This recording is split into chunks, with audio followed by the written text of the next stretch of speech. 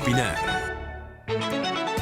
¿Qué tal? ¿Cómo están? Qué bueno que continúan con nosotros. Es, por supuesto, tiempo para opinar, como cada semana. Saludo con gusto a mis compañeros Raúl Frías Lucio, director editorial de Mega Noticias, Marta Reyes, colaboradora de Mega Noticias TVC, al igual que Eduardo Torreblanca Jax, también columnista del periódico El Financiero. Y vámonos con el análisis y el debate de los temas. El coronavirus avanza rápidamente en el mundo, donde más de 3,000 personas han muerto y más de 90,000 casos ya confirmados. Hasta el 1 de marzo, hasta anoche de este 2020, las autoridades de salud confirmaron la existencia de 5 casos de coronavirus en México. Ya se habla hoy de un 6º caso, pero ¿qué tanto estamos o no preparados para enfrentar este riesgo sanitario? Y sobre todo, no solamente en el aspecto de salud, sino también en el económico. E inicio contigo, mi querido Eduardo. Bueno, muchas gracias, Paco. Pues evidentemente México va a padecer el contagio del coronavirus porque ya veníamos de una economía maltrecha con un crecimiento de signo negativo, marginal, pero negativo, 0.1%, y esto obligaba a cerrar filas y tratar de establecer estrategias que permitieran primero parar el retroceso y después avanzar hacia adelante. Ese sería el propósito, y cuando estábamos en esas, viendo si podía el gobierno federal realizar esa maniobra, que tiene su chiste por supuesto, se nos presenta este cisne negro. Cisne negro se dice en el argot financiero a un acontecimiento imprevisto, inusual, de consecuencias impredecibles, porque no se sabe algunas de las principales variables, como podría ser el tiempo y la gravedad que presente este problema de salud pública mundial. Sabíamos que nos iba a llegar, sabíamos que en algún momento íbamos a ser alcanzados por ese problema, y ya lo tenemos importado. Por mucho que nos digan que importado, no nos ayuda a resolverlo. De lo que ahora se trata es tratar de evitar que el daño sea severo, porque la economía mexicana no lo merece. Sin embargo, a pesar de que en el mejor de los casos la autoridad federal hiciera magníficamente bien las cosas y un desempeño ejemplar a nivel internacional, tendríamos que padecer, Francisco, las consecuencias que esto implica para la segunda economía del mundo y principal proveedor de muchas de las piezas que México requiere para armar otras piezas que posteriormente serán exportadas. Y cito específicamente la industria electrónica, la industria en algunas partes la metalmecánica, por supuesto el complejo, el ecosistema automotriz, que es muy importante, y algunas cuestiones que tienen que ver desde luego con la parte eléctrica. Al margen de esto, la presencia de China es muy importante, es muy relevante, y podemos darnos cuenta qué tan relevante es si usted trata de conseguir un simple cubrebocas. Va a ver la dificultad que existe de poderlo conseguir. Tanto en Estados Unidos como en México hay una escasez muy notoria. ¿Por qué? Porque la mayor parte de esos productos se producen en China y han sido privilegiados para su consumo y el cuidado que tienen de los chinos. Yo creo que podemos anticipar un trimestre muy complicado, Paco, porque esto indudablemente se va a reflejar en los índices que calculen INEGI. Muy bien, un primer apunte de Eduardo Torreblanca. Raúl Frías, ¿cuál es tu opinión? Mira, seguro, yo creo que todavía no sabemos el impacto que va a tener esto en toda la dimensión y en México concretamente, ¿no?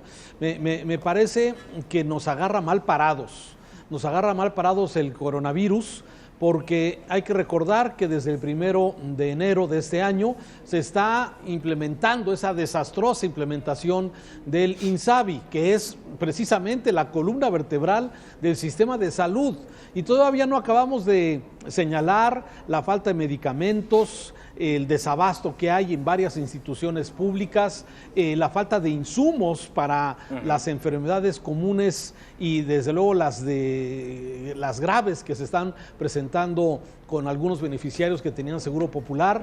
O sea, todavía no se acaba de implementar correctamente el INSABI. Hay que recordar que la ley que fue modificada precisamente a finales del año pasado indicaba que se necesitan 180 días para la implementación total del INSABI. Tiene que ser casi por el mes de junio. Y se nos viene esta emergencia o esta situación. La verdad es que se ve un escenario complejo, complicado.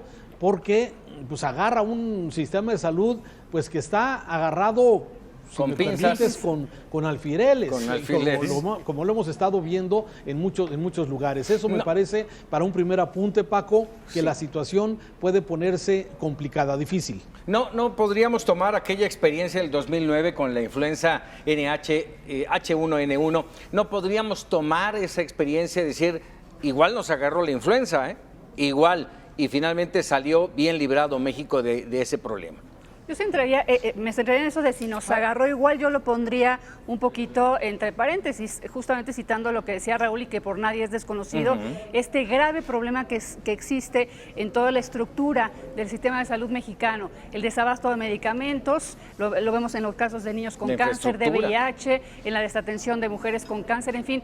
Es un asunto que si sabemos bien, que lo sabemos bien en México, el tema de salud y lo difícil que es la situación en cuanto a atención, no es fácil desde hace muchos años en México, pero con este desastre que se está evidenciando existe en esta administración, creo que no podemos decir que nos agarró igual.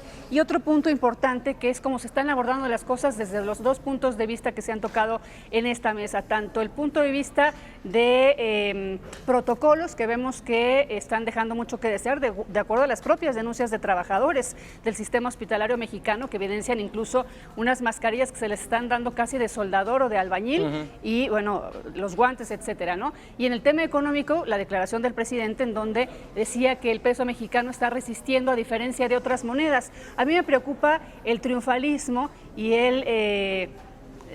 la poca prudencia de tomar estas cosas. No sé si en las estructuras internas de gobierno se estén tomando acciones reales, tanto en materia económica, porque la propia OCDE está hablando del freno en la economía mundial, como en el tema de salud, pero por lo menos en el discurso, a mí me está preocupando lo que está manifestando el presidente en cuanto a confianza de que el país pareciera que estuviera en una burbuja, lo cual no lo es. Paco, a mí me gustaría apuntar, si me lo permites, que el gobierno federal va a tener que ejercer un ajuste, al menos un ajuste al presupuesto. No hablo una rebaja, no hago un recorte, al menos por el momento quisiera ser prudente, al menos va a tener que hacer una recomposición del gasto público, porque si vemos cuánto dinero se destinó al asunto del desastre y contingencias en materia de salud, evidentemente tenemos presupuestos que no van a ser suficientes, sobre todo si este asunto se extiende por más de 6 meses en territorio nacional. Ya se habla... Tendrá que recomponer el presupuesto y tendrá que hacer algunos ajustes eventualmente que van a detener el crecimiento económico. Si aísla a la gente para que responda como ya lo hicimos en otro momento histórico, donde quedaron los protocolos que este gobierno, yo no sé si vaya a seguir, pero a mí me parece que es evidente que tendrá un costo relevante para la economía y que no será suficiente el recurso que hoy se tiene destinado para ese tipo de contingencias. Ya se habla de una partida especial de 25 mil millones de pesos para atender justamente esta emergencia que se ha insistido en señalar que no lo es. No es ni emergencia ni es epidemia. Raúl. Pues a ver de dónde sacan ese dinero, ¿eh? Es que ese es el tema. A ver, lamentablemente veníamos con 3 temas fundamentales en el país que estábamos en espera de que hayan sido atendidos. El tema de inseguridad. Sí. El tema me parece que es un tema que no está resuelto, evidentemente, seguimos con esa agenda pendiente. El tema del estancamiento económico, que ya lo decía bien Eduardo Torreblanca, esto se puede complicar porque hay que meterle recursos adicionales, además del freno en general de la economía que está generando el coronavirus, ya sea por cercos sanitarios o por lo que tú quieras. Y el tercer punto era precisamente el tema de salud, el desastroso implementación del INSABI.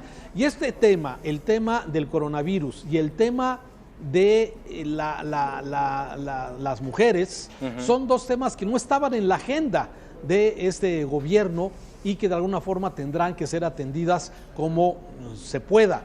Y es exactamente, yo escucho esta mañana al subsecretario que, bueno, este hombre, hay que recordar que formó parte del equipo que enfrentó en aquellos años, en el 2009, precisamente la implementación del H1N1. Y hay que recordar, la verdad es que traemos esa experiencia que más o menos pues ya sabemos de qué se trata, Paco, Eduardo, Marta. Me parece que es un asunto que ya más o menos sabemos por dónde le podemos ir, lavarse las manos, cuidar a las personas que estén infectadas, pero aún así, yo le preguntaba en días pasados al secretario de Salud aquí en Jalisco, ¿cuántas camas tenemos listas para poder recibir a posibles enfermos de coronavirus? Bueno, hay 800 camas, pero si tú hoy vas a los hospitales civiles, vas al hospital de salubridad, vas al centro médico, la verdad es que está todo saturado.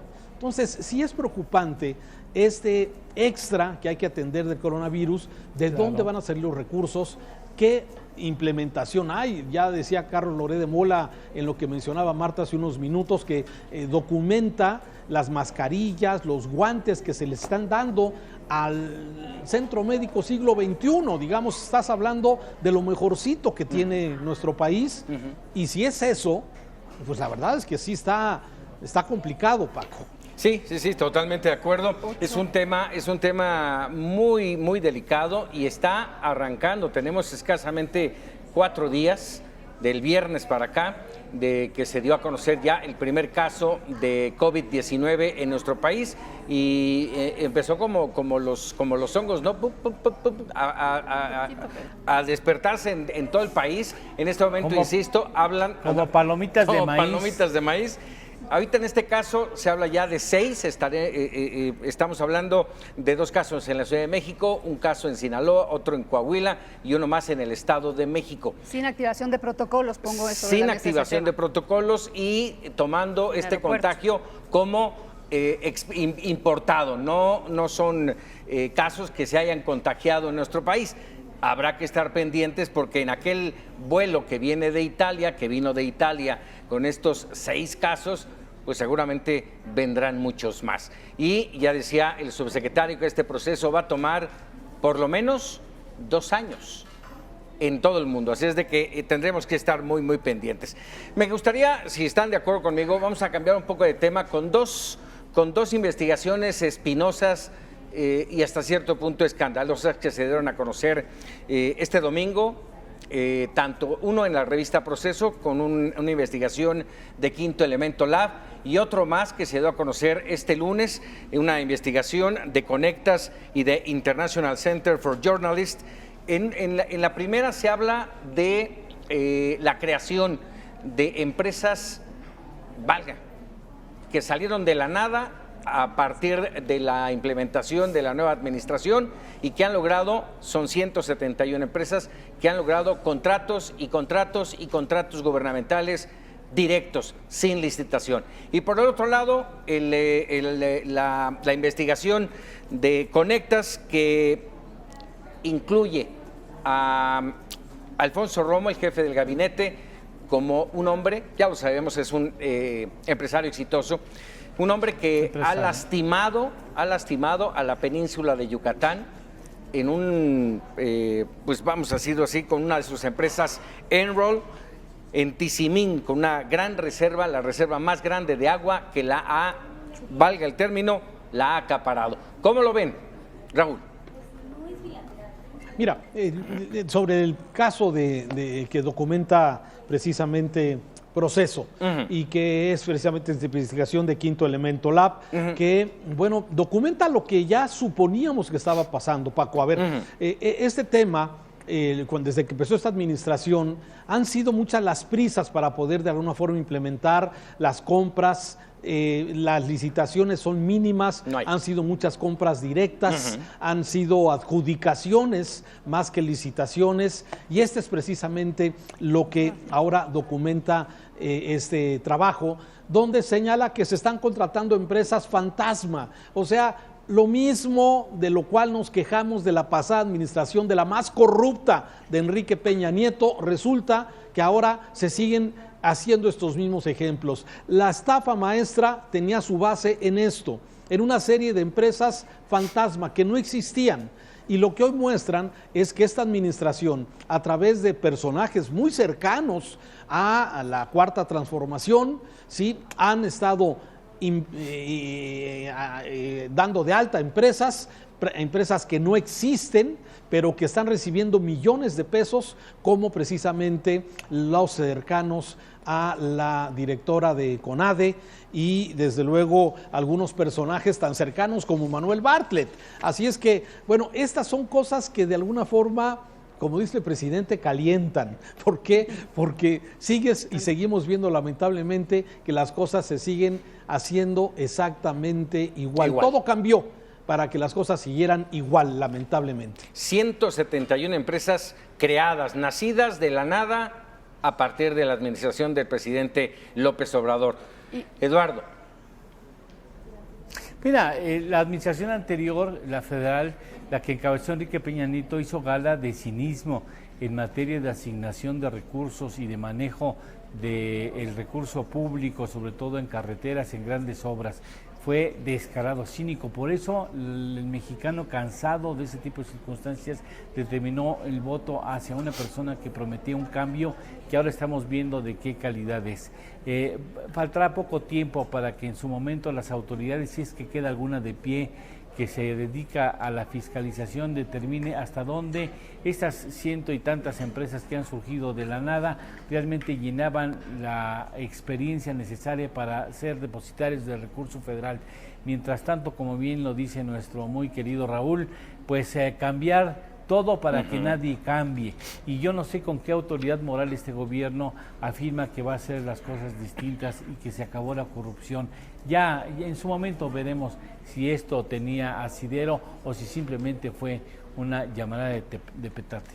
Que aquí está este tema de corrupción que, como lo hemos mencionado reiteradamente en este programa, es la gran bandera de la administración de Andrés Manuel López Obrador. Me parece que el punto medular que lo llevó justamente a ser presidente en este momento fue la gran corrupción que bien mencionas de los gobiernos anteriores, por supuesto, pero con una desfachatez, un descaro y un dispendio impresionante de Enrique Peña Nieto y su grupo en el gabinete, ¿no? Entonces, eso es lo que lo llevó a la presidencia y lo que hoy pudiera quizá, si existe obviamente una atención específica tanto de la prensa, de los medios de comunicación, del periodismo, como estos grandes ejemplos de estos dos grandes investigaciones que involucran directamente a gente de Andrés Manuel López Obrador cercanos, como si la Secretaría de la Función Pública, por ejemplo, realmente ejerce lo que es su facultad y su obligación de señalar este tipo de cosas, porque hay que decir, esto es una investigación, lo de CONADE, etcétera, es una investigación, por supuesto, de grandes periodistas, pero también la Secretaría de la Función Pública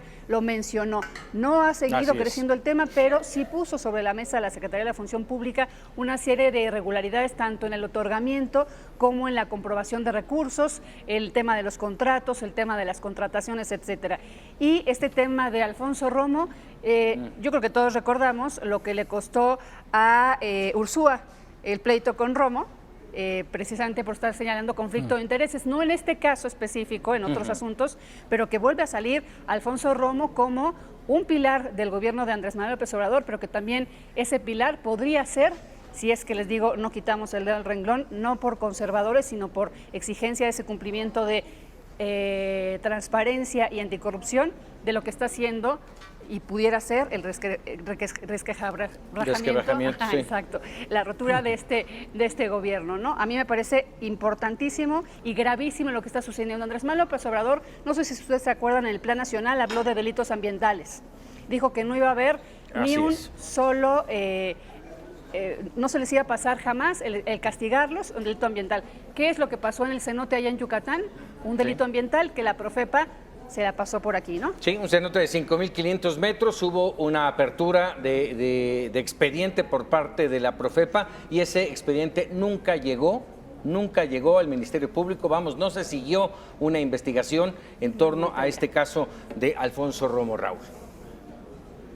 Fíjate que sí, y yo creo que se ha quedado muy corta la Secretaría de la Función Pública. Me parece que estos temas, los que estás tocando de Alfonso Romo, el que estás tocando de la CONADE, los que se tocaron en su momento de Manuel Bartlett, los que se tocaron en su momento del delegado, superdelegado en Jalisco, Carlos Lomelí, que todavía a estas alturas sí, siguen muy activos cada uno de estos funcionarios, a pesar de los señalamientos que hizo la Secretaría de la Función Pública, que a veces pareciera que está más en el tema del activismo que en ejercer precisamente esta chamba. Es muy lamentable todo esto que está saliendo. Me parece que esto es parte de lo que está contribuyendo a que un sector de algunas personas que incluso eran simpatizantes del presidente López Obrador, que votaron precisamente por él en julio de hace año y medio, ¿sí?,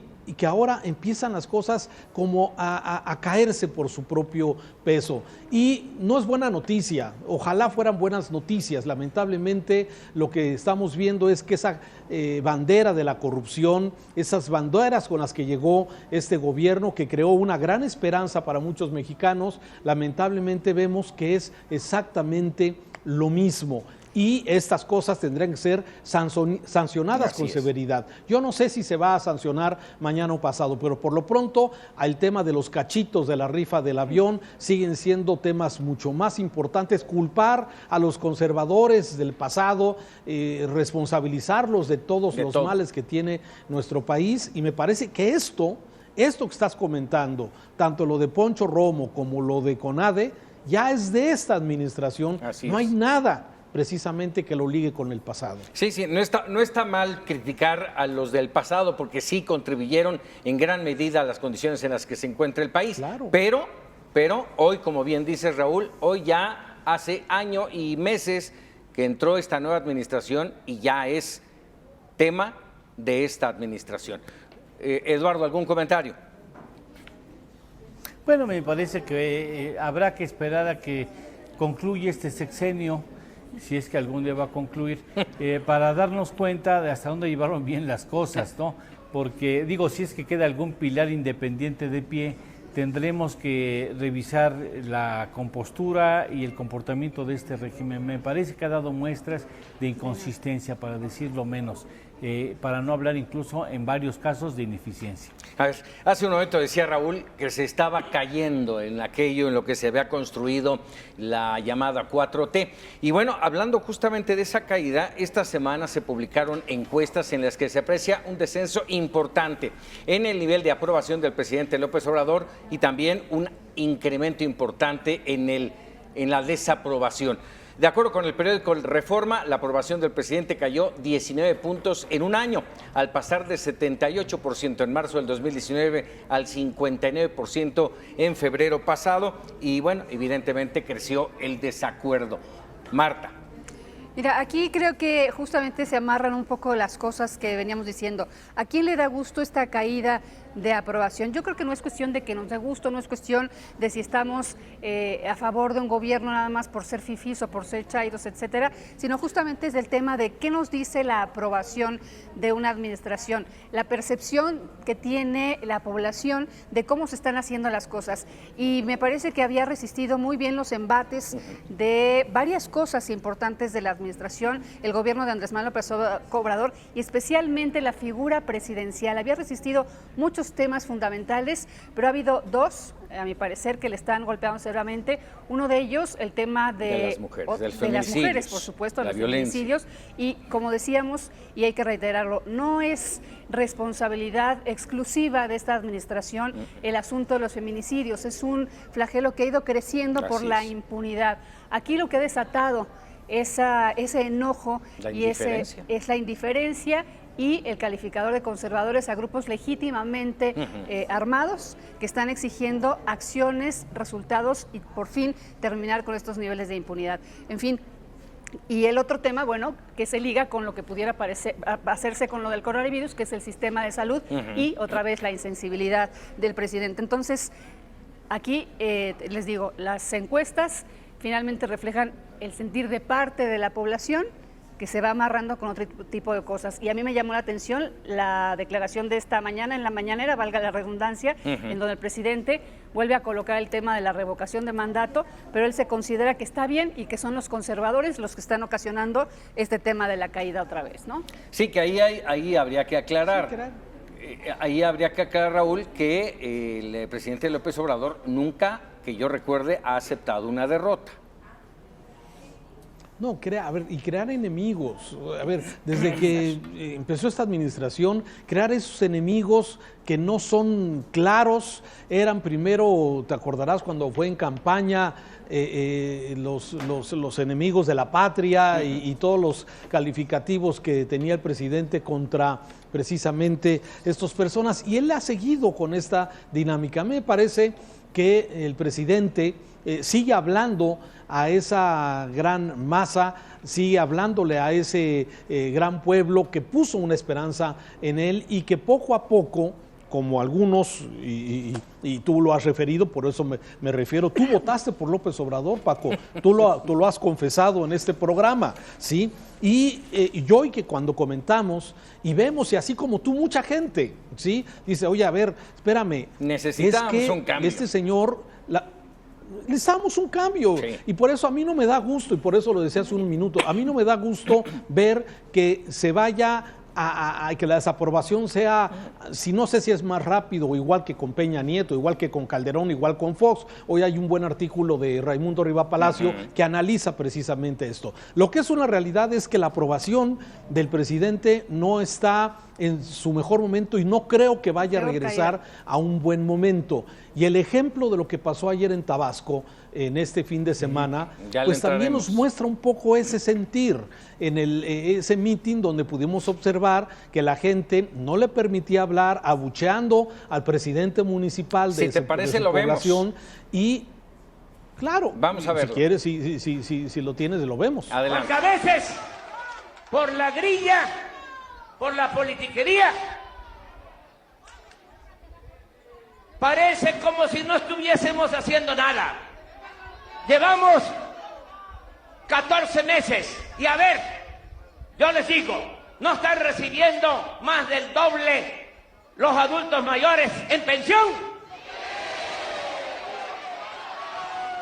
¿Es lo mismo que antes? ¿Qué no están recibiendo a las niñas, los niños con discapacidad su pensión? ¿Saben cuántas becas estamos entregando? Claro que falta, pero ¿saben cuántas llevamos entregadas? 11 millones de becas en todo el país. A ver, le pregunto, ¿no todos los que estudian preparatoria tienen sus becas? Ah, ¿cómo que no? ¿Cómo que no? La mentira es del demonio. Es reaccionaria, es conservadora. La verdad es revolucionaria. Bueno, eso hay que hacer mención, fue en Macuspana, en su tierra, en Tabasco, Raúl. Y yo no me recuerdo haber visto al presidente fuera, valga el término, fuera de sí, molesto con los asistentes. Y hay que mencionar que generalmente en este tipo de eventos de los presidentes, de cualquiera que sea, son eventos controlados, con ciudadanos que están mayoritariamente en favor del presidente. Claro, mira, a mí lo que me llamó la atención en otras ocasiones, y lo vimos, el presidente cuando acompañaba a los gobernadores, vimos cómo la gente abucheaba a los gobernadores y el presidente tenía que intervenir para que no los vieran mal. Es mi amigo, decía el presidente, es un buen gobernador, le dijo a Del Mazo y les dijo a no sé cuántos, es un buen gobernador. Sí, bueno, ahora las cosas, sí, empiezan ya, el presidente por primera vez yo veo, dije, no me dejan hablar, entonces aquí le termino. Me voy. No le gustó que de alguna forma la gente le estuviera diciendo pues que no recibía lo que él esperaba que le dijeran, que les habían perdonado el tema de la luz allá en Tabasco, cosa que en ninguna otra entidad ha ocurrido, y aún así la gente ya no le responde exactamente igual. Claro, la inconformidad era especialmente en contra del presidente municipal, que es del mismo partido de Morena. Así es, el gobernador. Entonces, bueno, estos son elementos que, si bien abundando a lo que comentábamos de las 3 encuestas que publica Buen Día en El Financiero, la que publica Reforma y la que publica Mitofsky, bueno, la verdad es que sí, la simpatía, la aprobación del presidente, que es normal, a ver, no nos asombremos. Es normal que el poder desgasta, y lo sabemos, y que de alguna forma, aquí el tema es que la altura que tenía el presidente, la aprobación de 70 y tantos, pues ha caído a 59. Ningún expresidente tuvo un nivel de aprobación tan alto al iniciar de su administración, y esto es precisamente la caída pronunciada. Y el crecimiento de la desaprobación, que también hay que decirlo, 17 puntos del año pasado para acá. Es enorme, no solamente es esa caída de aprobación, sino la desaprobación. Del 17 a 35%. Exacto, 18 a 35. 18 a 35. Sí. Y aquí, si bien obviamente todavía tiene mayoría, digamos, de aprobación, todavía la mayoría, como lo mencionaba en la mañanera, lo aprueba en su administración. Sí hay algunos rubros en los que la gente dice, aquí nos está quedando a deber, y obviamente es el tema de combate a la violencia y al crimen organizado, y otra vez el tema de salud, se lo está reclamando la sociedad mexicana al presidente y esas acciones. Y bueno, si bien, como decíamos, los reclamos no eran directamente a Andrés Manuel López Obrador, sino al alcalde y al primo hermano del gobernador, Adán Augusto López, pues sí, lo retomó el presidente como una defensa y que, bueno, se le fue saliendo de las manos. Aquí lo señalaron muchos analistas en sus columnas esta mañana, se vio a un presidente completamente diferente y con un enfoque completamente diferente hacia ese pueblo bueno. Incluso unas caricaturas muy buenas respecto al comportamiento que pueden o que alertan sobre lo que pudiera ser el verdadero Andrés Manuel López Obrador, y que me parece ahí estaría el peligro de lo que vimos ayer en Macuspana, ¿no? Eduardo. Pues mira, dice el dicho mexicano que cría cuervos y te sacarán los ojos, ¿no? Y eso que la economía mexicana no está en crisis, y poco falta para que pudiera empezar a vivir momentos iniciales de ese proceso de crisis, sobre todo si nos llegan a bajar el grado de calificación crediticia a raíz de este evento del que nada tenemos como responsabilidad, del coronavirus, porque esto implicaría reconocer un menor crecimiento, menor gasto público, porque tienes que reasignar áreas básicas para la atención de esta emergencia sanitaria. Esto implica menos ingresos fiscales y eso implica menos gasto, y es una espiral descendente que obligaría a las calificadoras a emitir una rebaja en el grado de calificación crediticia de la deuda soberana, y por supuesto Pemex ya no lo damos ni remotamente por salvado. Y es cuando entonces vendrá el mayor desgaste. Es decir, con esto digo, el pueblo de México ha reaccionado ante determinados momentos, pero aún no tocamos, por fortuna, un asunto que es la crisis económica, que se pudiera iniciar en gestación. Que hay que hacer mención, Eduardo, que en estos tiempos de crisis internacional es también tiempos de puertas que se abren para México en este caso, y que tienen que ser aprovechadas, de oportunidades. Pues si tenemos un gobierno que no ve las necesidades de operar con eficiencia las emergencias, se me hace un poco más difícil pensar que pueda detectar cuáles son las áreas de oportunidad que ofrece una crisis de esta naturaleza. Por lo pronto, pues se me antoja que pudiera crear apoyos para que surjan pymes que generen tapabocas, que vamos a necesitarlos en el mundo, pero fuera de eso, bueno, yo le veo, la verdad, muchos riesgos a esta crisis, a este momento económico que está viviendo el gobierno, y que espero que lo pueda atender con eficiencia, porque si no las consecuencias las vamos a tener que pagar todos. Hoy por lo pronto se recuperaron las bolsas en el mundo, y por supuesto la bolsa mexicana. Pues sí. Ya habían caído mucho, Paco, ya había oportunidades a la vista, y lo que hicieron los que cascan en el mercado es entrar a los papeles que están baratos, porque ya la sangría había sido muy larga y muy profunda. Muy bien, si les parece, vámonos de refilón, porque importante, exactamente en 8 días estaremos viviendo una jornada, déjenme decirlo así, histórica en nuestro país. El 9M, un día sin nosotras. Esta jornada posterior al Día Internacional de la Mujer, y una protesta, déjenme decirlo también así, genuina, legítima, y en una exaltación, un llamado a las autoridades a hacer algo, a actuar en contra de la violencia de género. ¿Qué podríamos esperar para el 9M, Marta? Pues agradezco que me des la palabra en primera instancia sobre este tema y me encanta poder compartir un diálogo en este rubro de violencia de género y feminicidios con hombres. La verdad que me gusta y se lo reconozco a Mega Noticias TVC, que hace mesas plurales. Bueno, ¿qué esperamos de esa mesa?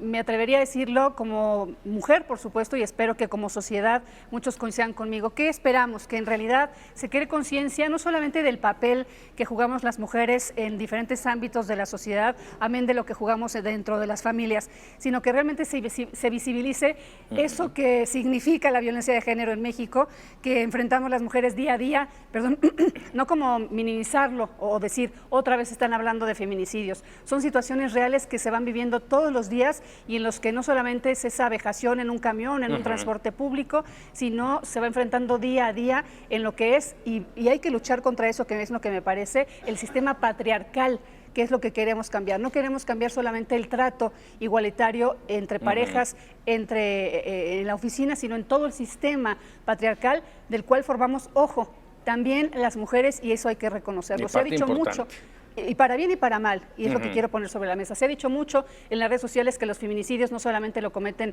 los hombres, y no, lamentablemente no. Entonces lo que se quiere y lo que se espera es un cambio de conciencia. Sabemos que con un día no se va a lograr todo, pero esperemos empezar a sentar un precedente para que cambie el futuro de este país en esa materia. Así es. Raúl. Sí, creo que llega tarde este movimiento a México, pero me parece, como bien lo ha dicho Marta y tú lo referías, es un tema completamente válido, justificado, necesario, urgente. Uno como padre de familia, de jovencitas, de mujeres, sí, a ver, yo quiero que mi hija, que mi esposa, que mi madre y todos de alguna forma tengan la seguridad, y que no por ser el hecho de ser mujeres puedan tener, sean susceptibles a acoso, a molestia. Lamentablemente es un tema cultural, como ya hemos dicho. Crecimos así nos enseñó esta sociedad, lamentablemente, en tratar diferente a las mujeres y a los hombres, y eso es lo que tenemos que cambiar. Yo espero que después del 9M, después del 9 de marzo, sí, las cosas no vuelvan a lo mismo, sino que empecemos a aplicar políticas públicas en este sentido, que haya mayor acceso, equidad, igualdad para todos y sobre todo seguridad. No solamente para las mujeres, para todos, porque lamentablemente esto está afectando a hombres y mujeres, aunque ya hemos documentado cómo en los últimos años, lamentablemente, el tema de feminicidios se ha venido acrecentando y lamentablemente en medio de una gran impunidad. Eso me parece que es lo más grave. Eduardo. Mira, el asunto de los feminicidios no es un problema. Es el síntoma de un problema. En ese sentido, yo creo que mucho tendremos que cambiar en el país para que ese tipo de circunstancias dolorosas e injustas no vuelvan a presentarse. Y sobre todo, invertir de manera muy importante en la educación. Invertir mucho en los medios de comunicación, que somos en gran parte responsables de afianzar una cultura machista que durante muchas décadas ha dado rienda suelta a ese tipo de expresiones en contra de la mujer. Yo creo que es un buen momento para que inicie un cambio, pero me parece que ese cambio no podrá ser eficiente hasta que realmente toquemos la fibra más sensible de este país, como es el hecho de la educación y de la posición que tiene dignamente la mujer mexicana que ocupar dentro de esa educación y dentro del reconocimiento de su papel histórico, no solamente como formadora de vida, sino como también educadora y sobre todo como una mujer talentosa que ofrece mucho a la economía mexicana. Yo creo que es el inicio y ojalá se convierta en el inicio de un cambio que tardaremos muchos años en poder ver concretado, Paco. Así es, totalmente de acuerdo con ustedes. A mí me parece que ese día será, insisto, será histórico, pero los días después del 9M serán vitales, fundamentales, y en el que estaremos inmersos en ese cambio, no solamente la autoridad y sus políticas públicas, sino la sociedad misma en hacer ese cambio. Necesitamos cambiar todos, hombres y mujeres, en ese sentido de cómo tratarnos, esa violencia de género. Yo les agradezco como siempre, Marta. Muchas gracias. Muchas gracias. Mi querido Lalo, Raúl, muchas gracias y sobre todo usted que nos haya permitido. Gracias, Paco. Gracias, Raúl. Entregarles, Gracias, Marta. así es, entregarles nuestra opinión, nuestro análisis y usted se queda con la mejor opinión. Y bueno, por supuesto, lo invito mañana para opinar con Raúl Frías Lucio y ahora lo dejo como vemos los mexicanos, la agenda nacional.